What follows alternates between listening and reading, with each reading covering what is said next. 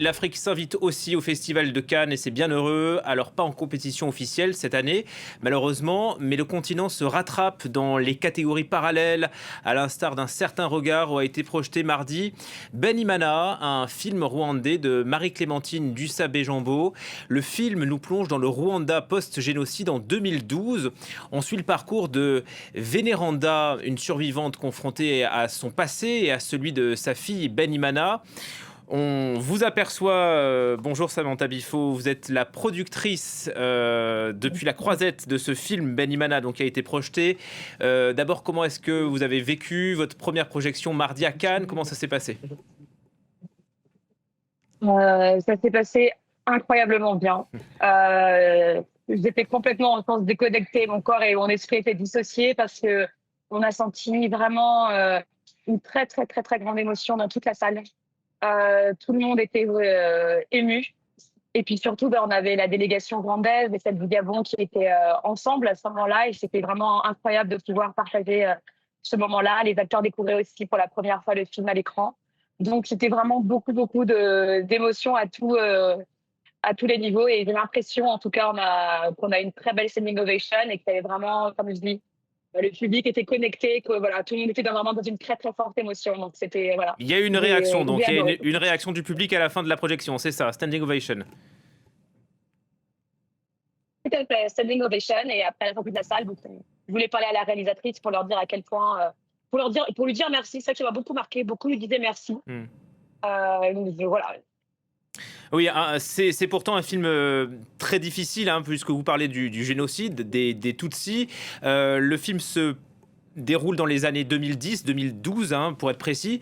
Ça veut dire qu'on est 20 ans après le génocide. Pourquoi avoir choisi cette date pour avoir un peu de recul et en même temps filmer des blessures qui sont loin d'être cicatrisées au Rwanda? La réalisatrice, pour elle, c'est important parce qu'on arrive vers la fin justement de ces tribunaux populaires. Donc pour elle, c'était vraiment une période qui était propice pour raconter en fait justement la fin de un peu de ce cycle et de ce processus et faire une sorte d'état des lieux justement, de poser la question justement comment est-ce qu'on se répare, est-ce que c'est possible de se réparer quand on a connu l'indicible.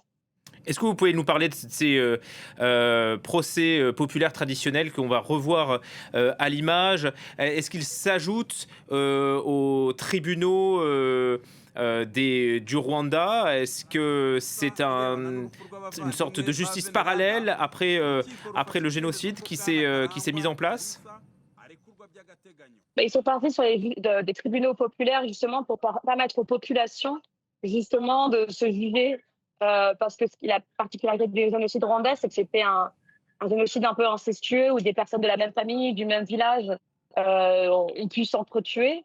Et donc l'idée vraiment était justement de pouvoir permettre aux populations de se réapproprier ce besoin de justice, ce besoin aussi de parole, parce que c'est parole contre parole, c'est bourreaux face aux victimes qui peuvent parler devant la communauté et vraiment permettre à la communauté voilà, de se réconcilier et d'avancer avant tout.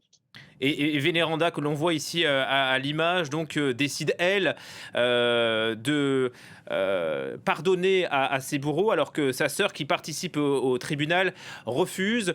Il y a vraiment ce message-là de pardon, mais aussi de transmission. C'est le message du film? Tout à fait. Vraiment le message du film, ce qu'elle essaie avec justement avec c'est un portrait de femme aussi, puisqu'on a Mm. pas que Vénéranda, mais toutes ces femmes qui sont dans les groupes de thérapie ou femmes victimes et femmes qui appartiennent aux familles des bourreaux peuvent justement échanger et parler. Et l'idée, c'est comment est-ce qu'on se répare, comment dire, oui, comment est-ce qu'on guérit. Certains y arrivent, certains n'y arrivent pas, chacun choisit sa méthode.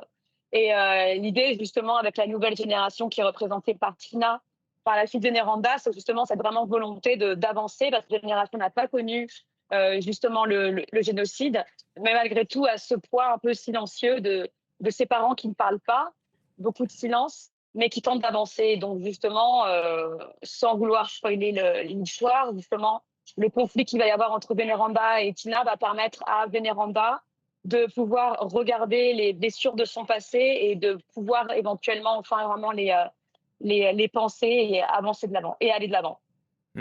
Parler du génocide, des Tutsis, à Cannes, c'est en tout cas la première fois que un film rwandais, je crois, a été sélectionné, pour un certain regard. La réalisatrice Marie-Clémentine Dussabé-Jambeau signe en tout cas son premier long métrage.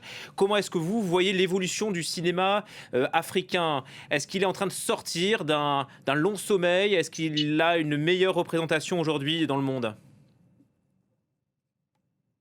Je ne saurais pas forcément parler du cinéma africain de manière générale, mais ce qui est sûr, c'est qu'on est une nouvelle génération, j'ai envie de dire, de producteurs qui essayons en tout cas de faire les choses différemment. Il faut savoir que Benimana, c'est une production majoritaire africaine, entre donc le Rwanda et les Gabon.